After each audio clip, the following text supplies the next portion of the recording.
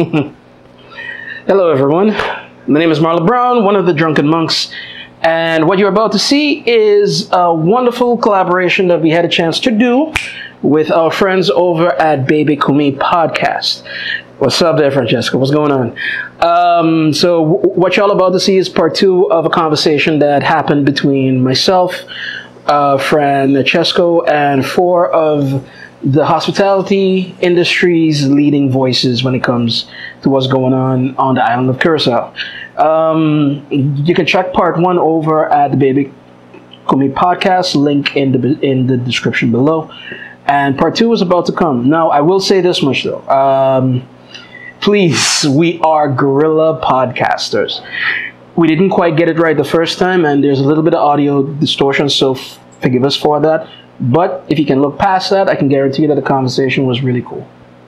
All right, guys? Peace.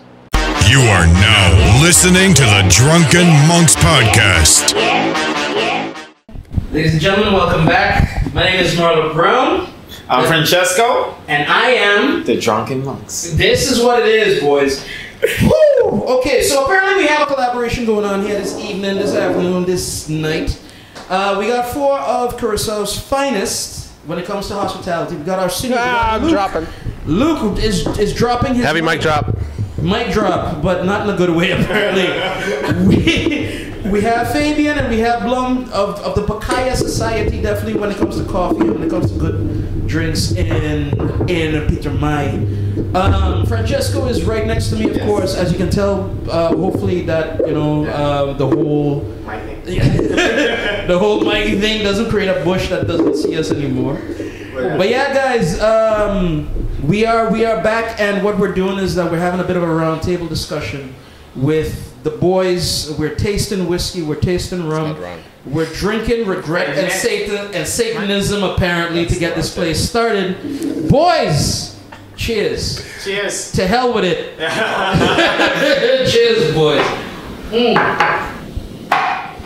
Yeah, Marlo has some amazing memories to this shit. Luke, I'm never going to your bachelor party ever again. You're getting married, I hope go not. fuck yourself. Go fuck yourself, bro. Yo, F. No, but boys, once again, thank you for being here. Thank you for taking time out of your day to be able to hold a conversation with us. We definitely are talking about the industry, about hospitality, but I'm always about the drama. So I gotta ask a question. But before your whiskey. My whiskey. What I actually brought a whiskey. Yeah, what did you bring to the table for us, man? Yo. Whoa. Sorry, is that Don't break the only round table. Check it out. Bushmills, people. Yeah, we brought a whiskey, and I was looking for an Irish whiskey. We're all friends here, so all my friends know that I drink Jameson. But I couldn't find it. Like, the place and time, I couldn't find it and whatnot. So I went to Bottles here on the island, a bit of a specialty place that could allow you for certain drinks. And they said, you know what? Try out the Bushmills. And I said, I've never had it. They said, you should. So this is going to be an adventure, at least for me, because I'm going to taste and going to explain at the same time. For sure. You know what I mean? So boys, enjoy. It seems to be a staple, so we'll see. If I'm not wrong, this is the most sold Irish whiskey in the world. Oh, word? Really? I think so. I thought Jameson was that thing, huh? I'm pretty sure it's this one. All right, guys, so then boys, cheers. Cheers. I'm not after tasting Fernet at all. No, actually, It's like a little sweet. through the Fernet, I gotta admit, this is not bad. No. This is not bad. No, I'm not playing. I know what you mean. But It's either the Fernet killed every taste bud that I have in life, or this is actually smooth. So It is. it's light on the nose as well. It's Like Irish whiskey is usually more grainy, more flavor, like more fruity, more soft than Scotch. why is that? Like, if you have a history to give us Old Grand, It's there's hardly ever any peat, so no smoke in Irish. They triple distill mostly, and it's usually aged on lesser used barrel or more used barrels, so it doesn't have as much of a barrel presence. So, or the other way around. It's lesser used barrels, so more barrel presence. So you're gonna have a little bit more vanilla, a little bit more fruit, that kind of stuff from the barrel. Where Scotch is usually barrels that have been used for like 5, 6, 7 times, if not more. All right. Cool. Okay, cool. Boys, I'll be enjoying it. Do you guys have an impression about the whiskey as well, or after the Fernet, or? Yeah, it's very light. Yeah. But I mean, on the nose, it's very alcohol-like. If you smell it, you're like, ooh, Yeah. the vapor. Now I got it. Yeah. And it now also has like a oak-like taste. It's like honey and orange. Yeah. Okay, and Fabian's mad because it's not his birthday. Why you promoting this, man? But he's an ambassador. Yeah. I'm not mad, bro. Never mad. Don't play with it. I mean, I like it.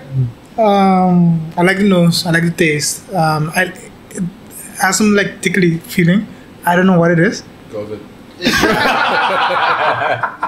It's playful. Alright. Sia, What do you think? No, I feel the same way. Like it's very oaky. I'd put it in a cocktail most likely. I wouldn't drink it straight like Yeah. this. Yeah, Yeah. for sure. This is definitely a cocktail. It's not my cup of Tea. That's because it's Irish. It's Irish. Yeah. Hey, Hey. Cup of whiskey. There you go. cup of what? Yeah, look. I find like a little bit. Boys! There's a lot of love in this room. Yeah. But I know there's a lot of jokes because we joke among ourselves as well. But I do have a serious question, although it could be joking. Seeing a lot of the interpersonal relationships within the industry. And on Curacao, it seems to be almost necessary to have interpersonal relationships.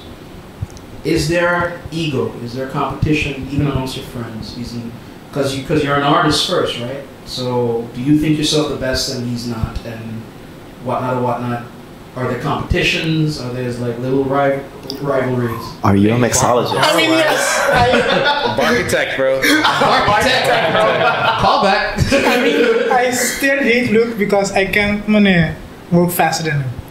Ooh. Oh, he admitted it this time. He admitted. On camera. Hey. On camera. Hey, cut to a clip. Luke is very fast. Yeah, Luke man. is very fast behind the bar, but I am the second fastest.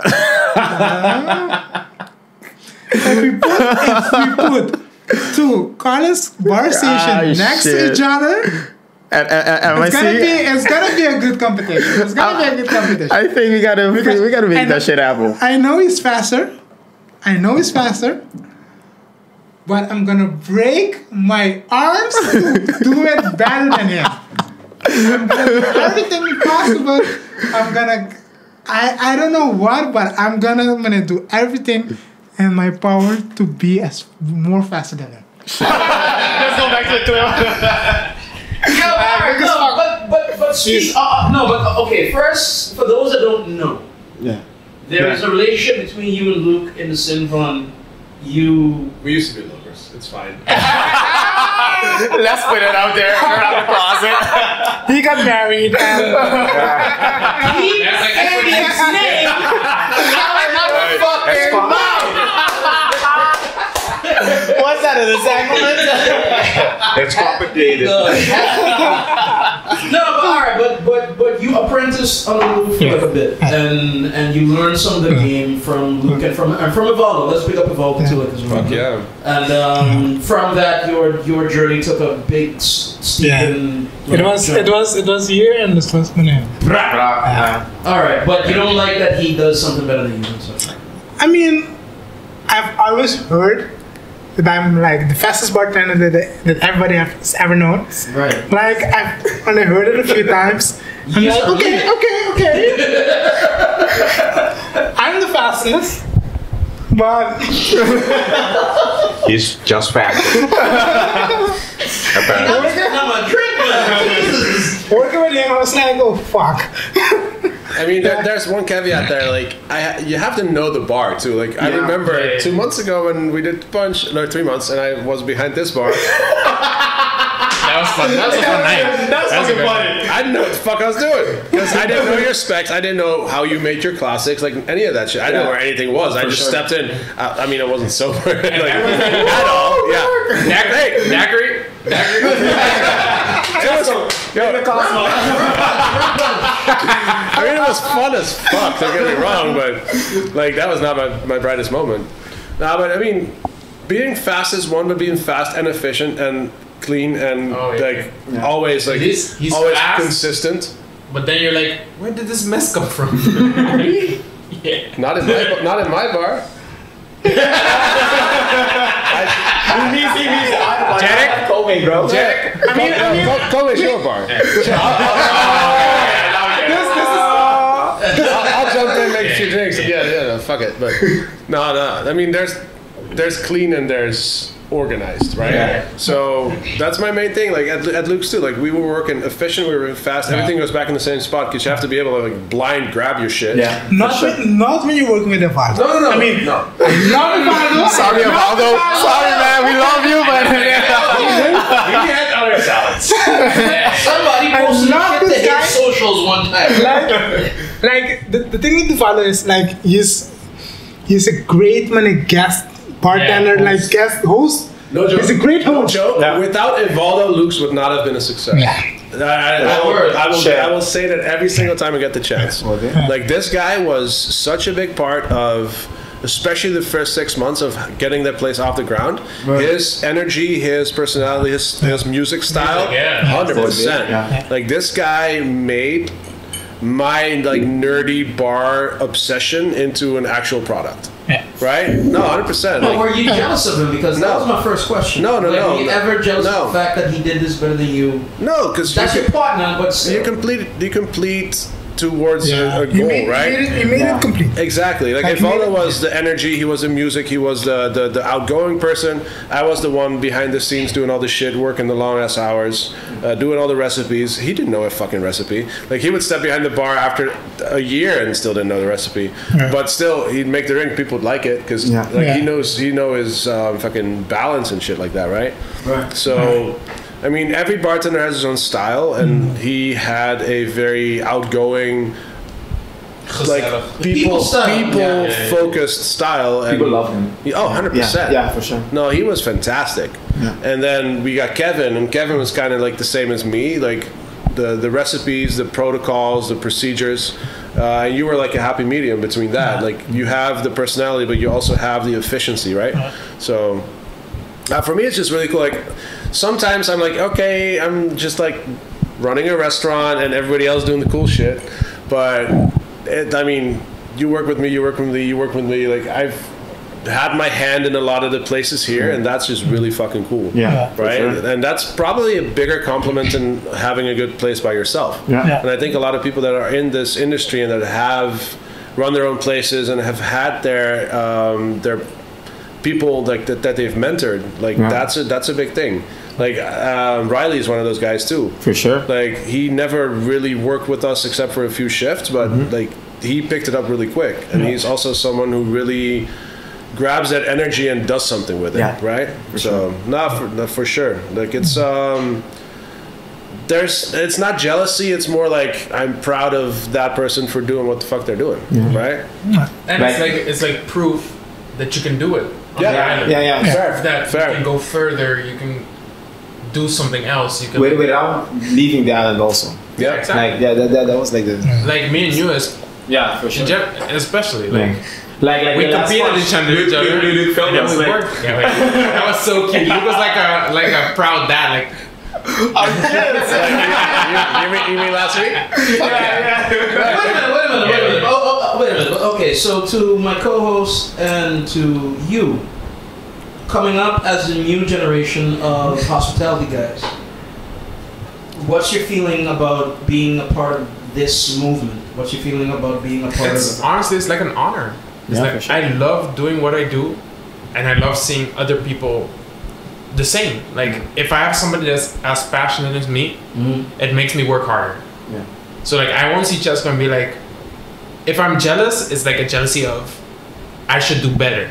It's not as a jealousy like I hate him. You know. So if I hear he's doing good, it makes me happy, but it makes me motivated. Yeah. You know. But if there's other people that are like grabbing all the attention without actually putting in the work, like I mean, Yeah, that just pisses you off. Yeah, I mean, we all know what we're talking about. For sure. I mean, we have that here in the island. A few guys. And just, I don't want to say the new generation. I think this is the first generation that's actually taken this craft seriously. Yeah, for sure. Right? There's been Local people, generation. yes. There's been people here and there, but I think their group are the first people that have actually taken it as a craft Yeah, for sure. instead of just a job. Yeah. There you go. Yeah, like for like working in this like for I think 7 years already. It's Such a they're longer. You're a baby. I know, Jesus. Back in the day.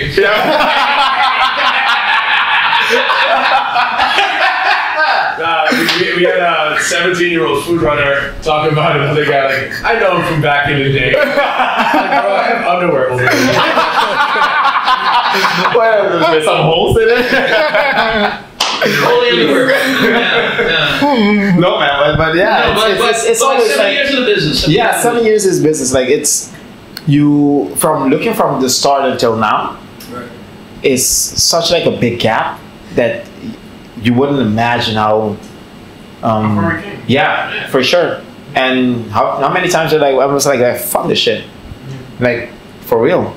But that especially takes me back to when we competed against each other. Yeah. Like the way we planned our cocktails was like, nobody's gonna do this this? shit. Nobody's gonna do. You know how much work it is to make this syrup? Nobody's gonna do this. And us three, like Yeah. me, him, and Riley. Yeah, We we had had us three, like for sure. every cocktail I had a. Oh, this was the China ingredient. competition. Yeah, the Yeah, China the competition. Was that the one where 3 people had goat cheese in their cocktail? Dude, me and Riley. Yeah, dude. And then me and him.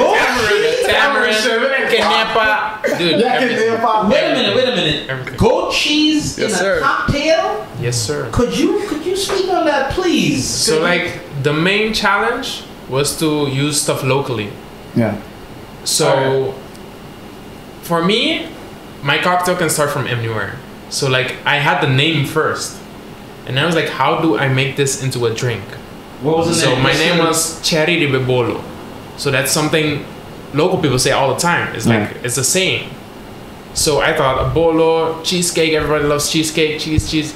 Oh, but I What remember cheese this. is? Yeah. Yeah, because like you think so hard on it. You think so hard on it. Yeah. And I'm like, nobody would fucking use goat cheese in a cocktail. So this is what I'm gonna do. Wow. Yeah, so I made like a shimaruku cheesecake cocktail, and I used like a goat cheese.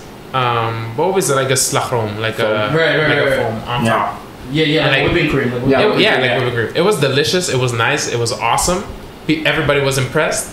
I felt so fucking good. But then, oh no, I remember when I was fucking whipping that shit in the back, and I was like,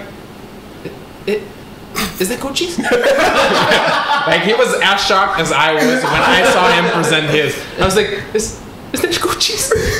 So, But yeah, so like two brothers had the same idea. yeah. But that made me respect him so much. Yeah. And we both lied about it. We both said we got it from the same place when we both couldn't get it from that place. We just got it from the supermarket and we called it a day. Like, we talked about the thing. Like a shout out to Riley, man. He made a cocktail with okra. Oh, Yeah, I remember. And that shit was fucking lit. That was bomb. That was good. That was bomb, one of the things that we did at Luke's. Yeah, and he came to Luke to like ask for like some like suggestions. Yep. To help him out. Like, Okra. Okra. Okra. Yeah, You had one with avocado. Yeah. Like what? Like this 7 years ago. Yeah, 6 years. With the Bacardi competition. All right, before we John still won. wait, John wins everything. Fuck John. I didn't see this. we're not quite there yet. We still got a little bit on our tasting, right? So I got one question then. Like this artistry that you guys have, does it express itself in the business, in competition? Have you seen competitions lately? Not enough. And Henry actually asked me if we wanted to do a Henry's competition again, and I'm totally fucking down. Yeah, but those are I dope. mean, the competition scene's kind of dead for Yeah. the last few Yeah. years. I mean, COVID, but Yeah, but I mean, still. But it I mean, even- demotivates. even I mean, how's Yes. world class is not reaching the island yet because there's not enough enough quality bartenders, Yeah. and the same goes for Bacardi. The same goes for all the big ones, right? Like Bulls kind of did 1 or 2 editions after I did mine, and it's stopped. I think we should start with local competitions again, but like Bull Butler's gonna who has have time one. for that shit, right? Yeah, I think I'm working with Diageo. Yeah. yeah. I've been to Bonaire. Very close A for rum this. competition in Bonaire. It's not a competition. Is that competition? No, it's not a competition. It's a rum Event? festival. Like they did But they there. have a competition. Oh, okay. All right, Like is something Diageo like- providing tickets? Yeah, I heard that too. Just in case. We'll just get on a Like, boat. I am working on something for World I Class this year. Nice. I mean, we're not gonna. I know for sure we're not gonna sponsor it like 100%. But if I can get a deal for at least the Diageo, the World Class sponsor, like the tickets for the events, Nice. then it's like on the bars and restaurants That's to the pay fucking for the shout out, tickets. CTB, whatever Yeah. those Yeah, like organizations we are. can we can get those also involved. Like, I've contacted in CTB Re- and Chatham. I'm looking. I know. flexing. in the camera. Man, you flexing, man. What you doing, man? No, he's calling people out. Remind me tomorrow. Just make I'll them make like a few calls too. Oh, shit. I can talk to Sitco or some of the banks, bro. Yeah, Alright, but don't say nothing on camera you can't take Yeah, that. yeah. You know what I'm saying? Like, No, I only said I'm working on it. So So like the cocktail scene right now, like I know Blom's palette is like fucking dope.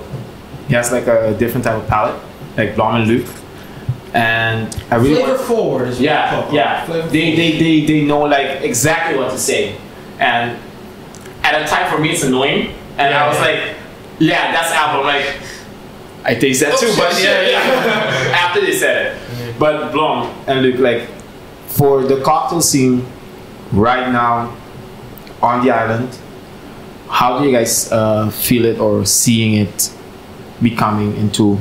Is it growing or is it at the point that Luke left it or something like that? Because I'm still in it, bitch. I know still, bro. Tangent, but You took a step back. Delegates now. Yeah, he delegates now for sure. Yeah. How do you guys see it right now? I mean, I've got a cocktail bar, so it must be growing. Yeah. It must be growing. Must be wrong. I mean, yeah, but Luke is, I mean, a big part of why we would want a cocktail bar. So, how do I know Luke? Luke is because I used to do photography together with Brad of the cocktails. So that is how I got introduced to Luke and the cocktail scene also. For sure. And it's, I mean, always been like a wildest dream of me and Mr. Puma to start something like that, a cocktail bar. So not a place that also sells cocktails, but a cocktail bar. Yeah. Together with the knowledge and craft. I mean, we're still a small team, and it also has its challenges to find adequate bartenders on the island. And that part is more likely has to do with education. I mean, if we're missing something, a bartender, we can start a cocktail bar and we can educate new people. Yeah. That's at least from my part of what I'm trying to add to the industry. I mean, there's enough people that would like to become a good bartender.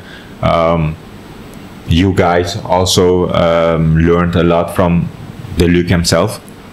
And Luke. The Luke. yeah, I am not gonna call him anything else. The Luke. yeah, the Luke. The dude. No, Thor. It's fine. And I mean, I also go to Come very often. You're there every now and then. What? You? I've never seen him. What's it?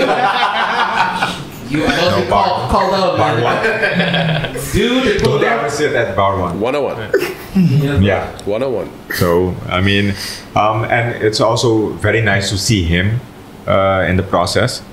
When he's alone running everything, running and gunning, and you're like, holy shit, that's something different. And also, Fabian said about the speed that he has running the whole restaurant almost by himself. I wish. Yeah. But I mean, By who? No, but yeah, I know. Man, I mean, I mean, he's My busy with like money. my favorite days So are the many days like things yesterday where I don't have to actually touch a plate or a glass. Yeah. Like I made it touch what fucking 10 plates yesterday, like if that. That means that everybody's doing their part, and that means that we're actually running a show, right? And that means that you're doing your job right. Exactly. Yeah. And it's boring as fuck at that point. If I'm doing a service and everybody's actually doing their shit, I'm just like, why am I here? I'm just here for when shit cuts fire, right? Like, no, like for real. If the alarm goes off, at least someone knows the code. But no, but I mean, if everybody's doing their part, like that means that we've done our training. That means that we've done our that everybody knows what they're doing, and that means that we've actually completed that part of the day. But I know what you mean. Like it. Sometimes it just seems more natural because I've been doing this for 2/3 of my life. the free pour. Yeah. Yeah, that's magic. Man. I mean, it's not though. It's training. It feels so good when you learn it.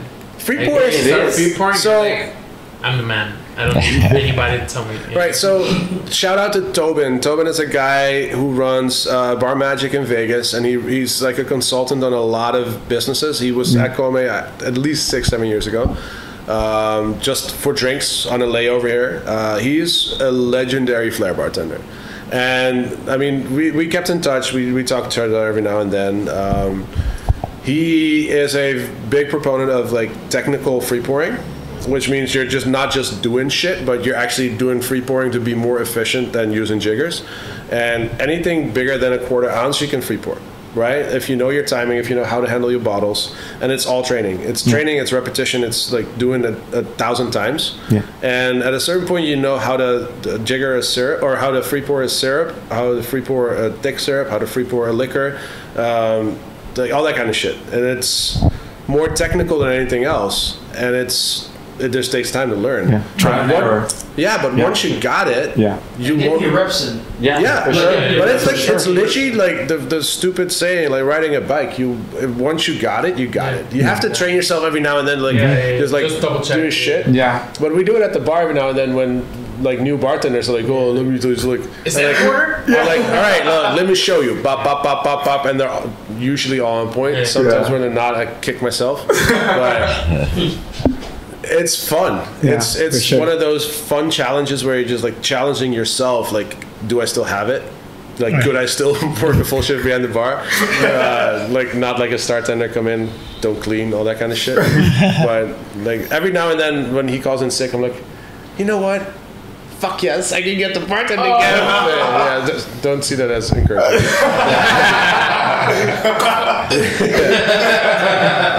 Nah, but I mean, it's fun to step behind the bar again and like have that shift and like actually complete it instead of just for lunch make like 6 drinks, right? For sure. But yeah. For sure. All right, boys. But to, back to your question. What was the question again? I don't fucking know at this fucking point. Something with the state of the bar scene or something like that? Oh yeah. How do you guys feel about like how's the bar scene growing? I think it's kind of stagnant, honestly. Yeah. Yeah, I think. Due to COVID. Right here, right now? Yeah. Yes, yes, and I'm not talking about new places opening up or anything like that. It's pretty much still the Bartenders? same people, Yeah. right? For sure. I don't think there's that many new bartenders. It's still the same crowd. It's you guys. It's Jernick. It's like Riley. Like those guys. Like the same group, the same like first generation Curacao new school bartenders. I don't think there's much movement. Yeah, for sure. One good thing that came out of Luke's was the the free training, where we got everybody involved and we did that shit. A lot of those guys moved back to Holland. A lot of guys, I don't know, stopped the industry, like are not in the business anymore. But I think most of them actually moved. Yeah. But that was a good part because you get a lot of new kids in and they all do their shit. I mean, John was one of the bartenders that was doing really well, but he's now brewing beer very well. There's not really that much training going on right now, and I think that's something. Like telling, like from hearing you saying this, like I think a few weeks ago, I remember like the free trainings, and I was like, I can start doing that, like or me and Fabian, something like that. And we're talking about that as well. Yeah, for sure, because like it's a necessity. Like I agree. People need it. Like, really necessary. yeah, like giving it for free, you will see like the people will blossom afterwards. I mean, for free with a certain restriction to it as well. Yeah, for sure. Yeah, the thing for free is like people will come and they will not pay attention. But I mean, from the entire crew that we had over there that was always there, most of them work here now. Like you got Luti as well. Yeah. Like we had Sadina, but she moved to I don't know where the fuck. I think she's in Hawaii now. Yeah. Like, but that's about it, right? But boys, but then the question comes, like, just for those that are not a part of the circle, what is in those trainings? Like, what is in those trainings that gets you from knowledge? Knowledge, but what exactly? Everything. So it was from like what is vodka to what is an old fashioned. We went spirit to spirit, and then 1, 2, 3 classics per spirit. Production methods. We went also into like fermentation, serving techniques, like whatever. Like, it was very broad. But I think it's not as much about the training as it is about people seeing other people doing it.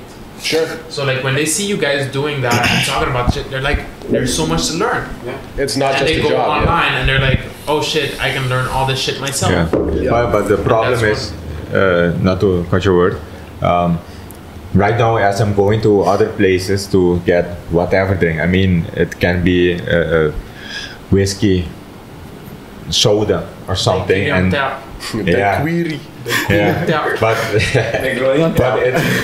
I mean the basic knowledge that I see is just lacking. Sure. I mean, how hard can it be? There's no excuse. No. Like, I mean, everything I know is out there on the internet. And like, I mean, you can literally find something. Everything except for the actual physical experience of working behind a bar. True. Everything's online. Too as well. I mean, but that makes a good bartender from a great bartender, 100%. But the technical part, all the information, all the spirit information, all the liquor information, all the syrups, all those fucking recipes are online. There's no reason not to be able to get that shit. Yeah, I mean, I've said this in my previous podcast with Francesco, and I'm saying it again. We have a group of bartenders here in the island that they made one cocktail one time that was layered or I'm gonna be plain honest, or with like great garnish or with like super sweet, and one guest said this is shit. Yeah, this is the shit, and they think they are like the best bartender of Curacao. They are the best bartender from the world. Or and it can be a good thing and it can be a bad thing. They don't try to let's try to learn something new or I'm the best in the world. I don't need to learn anything else. I feel like that's how I learned, because you make a cocktail, they're like, this is the greatest thing I've ever tasted. They keep coming back and you're like, I just make the perfect cocktail. For sure. And then you make it for somebody and they're like, this is trash. Yeah. And it humbles you, but it makes you understand that there's no such thing as the perfect cocktail. No. Yeah. I mean, I had it when I started working at Lux. I had it because I was in my head. I was the greatest. Yeah, I was dreaming. I was. I want to. But this island is very good at that, man. Yeah. Like sucking your dick to such a point where. Pause. Yeah. Pause. No pause. Let him suck. I mean, it's true. It's true. Yeah, for sure. In my head, I was the best, and I used to look good. make a few cocktails and Luke was like, "Man, this is too sweet. Man, I throw it away." Yeah. And I was like, "Okay, fuck." But then, and in the beginning, I was like, "Okay, man, you're just a hater, Luke." No, wait a minute. But then, because, I mean, if we're going all the way into metaverse and callbacks and whatnot, Luke and I, on my last episode of the podcast that I got, we were talking about reinventing the wheel and not having to and whatnot. And it sounds like a lot of local talent just feel like they don't even want to learn how the wheel is made. No. They don't even want to learn like how the wheel is, you know? I mean, granted, They don't respect the wheel. but they might not know about the wheel. Yeah. Like they think they've invented shit, but it's already been there. Yeah. Also, you're creating drinks for the local palate, which is sweeter. So there's a balance between going classic and old school and like standard recipe, or actually making that sweet shit, and people enjoy it. Yeah. And I went the other way. I went from the arrogant Amsterdam bar scene where it's like, I'm not making a fucking Long Island iced tea. I don't do that shit. To like, You tell me that a couple times. I know. To like, I might as well make the best one. Yeah. Right? Right. Or Or the best version of it. I don't do sweet drinks to like, if this is what people want to drink, I might as well make a good sweet drink. I mean, the Yellow Or Swedish. Flamingo is not something I would order, but it's a fucking good drink. That's a fucking good drink. Yeah, it's got Sir Edmund. Props. Right? Yeah, exactly. Yeah, for sure. Yeah. So I think the balance is going towards what should be done, and what does the guest actually want. Yeah, for sure. I mean, I've got a few times that people are asking me for, I want a sweet cocktail. And in my head, in the beginning of working at Luke's, I was making like the same recipe but extra sweet. Luke told me a few times, but this is not the recipe. Yeah. So you make it like this, or you don't make it.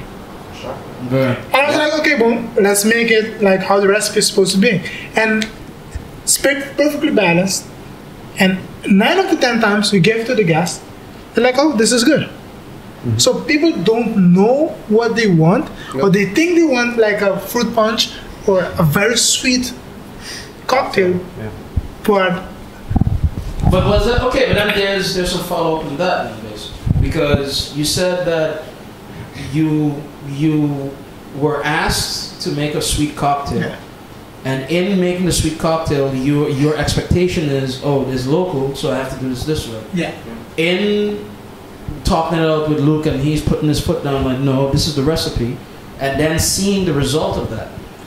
Did that change your expectation of what locals like and what local, and so thusly now you see things different with your own bar? Yes, of course. I used to make a it was a framboso mojito. Like, Luke was like, no. Yeah, why? But at a certain point, I was making it like balanced. I wasn't making it. If it's fresh raspberries, why the fuck not? Yes. Right?